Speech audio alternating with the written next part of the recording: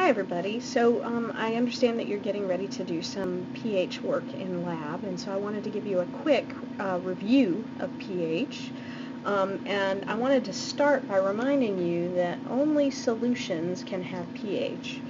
And the reasons why only solutions can have pH is because pH comes from dissolved ions, which are charged particles that are produced by things that are dissolved in solutions.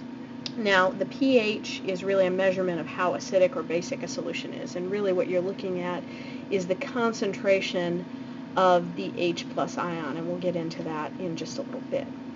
Something else that becomes important when you start talking about pH often is indicators. If you have ever watched one of the crime drama shows and you see a police officer go in and take a swab of something that they think might be blood, and they drop a little solution onto that Q-tip and it turns purple. What that's doing is indicating that that is blood. So indicators are chemicals that will change color in response to something.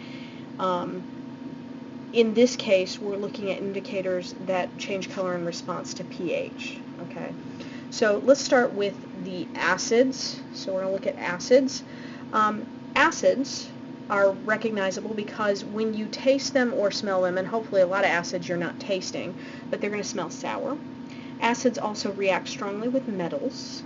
And in solutions, the ions that make something an acid are H plus or hydrogen ion.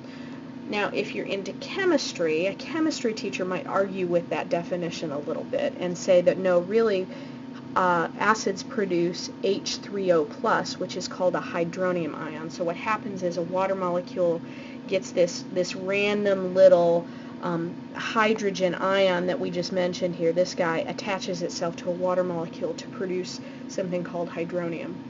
If you're not into chemistry, don't worry about it. It's good enough to say that it produces those hydrogen ions, the H plus, in solution. As far as indicators for acids and bases are concerned, for acids, the indicator litmus and also pH paper will turn red in the presence of an acid. So that's how you know you've got an acid in a solution. Bases are on the other end of the pH scale. Bases will taste and smell bitter. And again, these come up in a lot of household chemicals you wouldn't really be tasting, like the ammonia that you see in this picture here, or in some of the glass cleaners and household chemicals like that. Bases also feel slippery when you touch them, and that's because these guys are really corrosive, and they actually are converting the fat under your skin into soap, and that's why they feel slippery. Now, there is no argument here. In solution, a base produces something called OH minus, which is that ion right there, and that is the hydroxide ion in solution. If you ever see a video online about bases and it happens to be British, you'll hear them say, instead of base, they'll call bases alkalines, or they'll say a solution is alkali instead of a solution is basic. So alkaline and basic mean the same thing. Alright, so this is the pH scale, and for the moment we're just going to forget about that on the top. The pOH does not matter. And we're just looking at this scale down here at the bottom. And notice that we're using the indicator colors here, the red over here for the side that's acid and the blue for base. So let's go ahead and label our acid side and our basic side. Anything from 0 all the way to 7 is an acid. Now, at 7, you are neutral. In other words, you're not an acid or a base. And anything above 7 all the way to 14 is a base. Okay? So when you see the pHs lined up on the pH scale, that's what you're going to see. Something else that's important to note is if 7 is neutral, the closer you are to 7, right here at 6 or right here at 8, you're looking at a weak acid or a weak base. And then the further away from that you're going to get, the stronger you're going to get. So your strongest bases have a pH of 14, and your strongest acids are going to have a pH of 0. Now, let's look at what's going on at 7 specifically. So let's look at 7. What does it mean when a solution is neutral? Well, one of the things that's neutral is water. And you know that water is written H2O, right?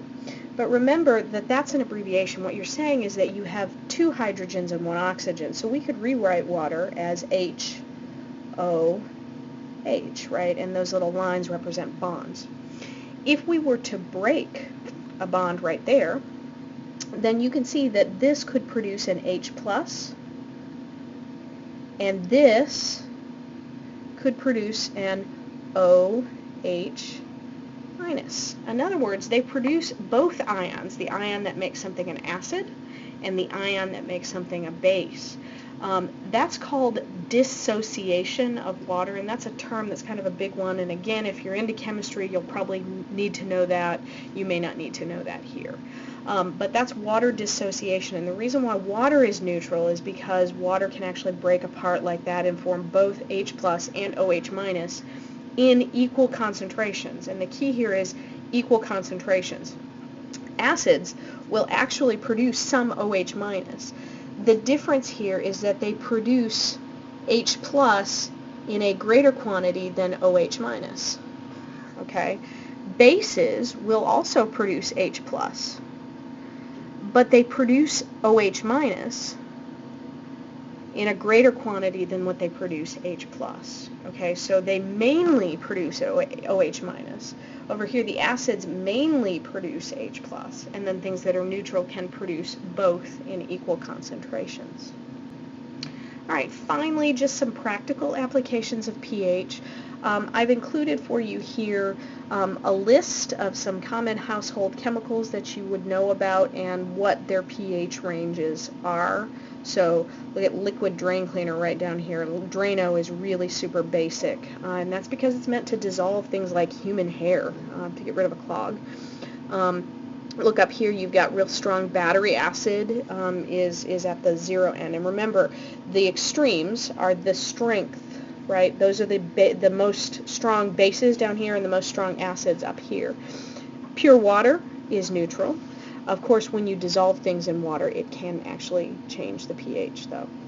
Notice you've got tomato juice right here. I put a picture of a lemon on the first page because lemon juice is acidic as well, and so on. So that gives you kind of a practical sense of what are some common pHs of common household chemicals. Something else that's important to notice is buffers here. Buffers are solutions that can actually maintain the pH.